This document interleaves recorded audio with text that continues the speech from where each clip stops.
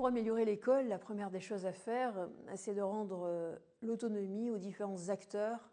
éducatifs, c'est-à-dire donner la possibilité aux parents de choisir leur école, qu'elle soit publique ou privée, donc abolition de la carte scolaire, mais aussi possibilité de choisir son école sans problème financier. Au niveau des établissements, ça serait de donner une autonomie véritable aux établissements pour qu'ils puissent avoir une caractéristique, ce que les Britanniques appellent le ethos, choisir leurs équipes, choisir leurs programmes, s'organiser librement. C'est ça qui donnerait des établissements avec une forte identité où les professeurs comme les parents ou les élèves auraient envie de s'investir. Je crois que c'est en quelque sorte faire un choc des libertés, voilà ce qui serait certainement la réforme la plus utile à court terme pour relever notre école commune.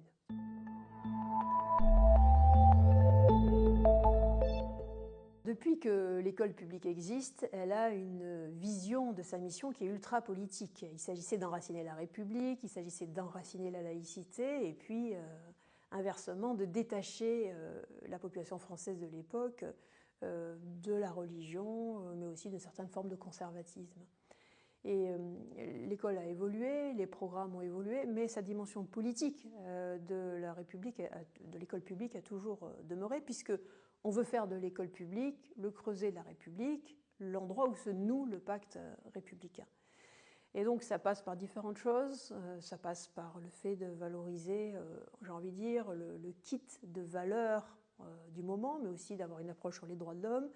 avoir une approche sur les valeurs qui sont censées avoir fondé le développement historique de la République française. Et aujourd'hui, on est dans une approche qui a tendance à valoriser beaucoup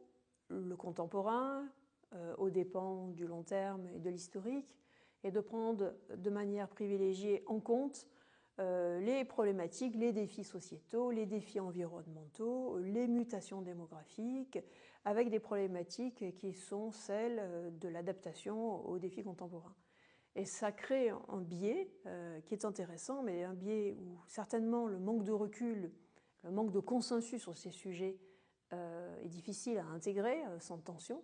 Ça crée aussi un biais qui tend à nous faire nous détourner de la connaissance de la culture classique, de l'histoire, de la maîtrise de notre propre langue.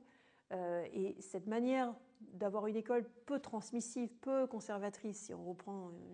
une clé d'approche d'Hannah Arendt, c'est pas sans poser des questions profondes, puisque on tend vers une école qui aimerait être une école qui transmet l'avenir, au lieu de transmettre le passé et d'ancrer dans le présent. Voilà, donc je pense qu'il faut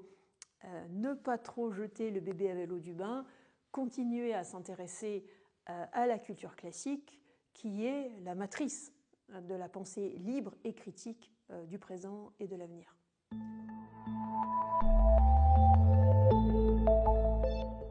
Dans l'école privée actuelle, il y a une tendance à l'alignement sur l'école publique.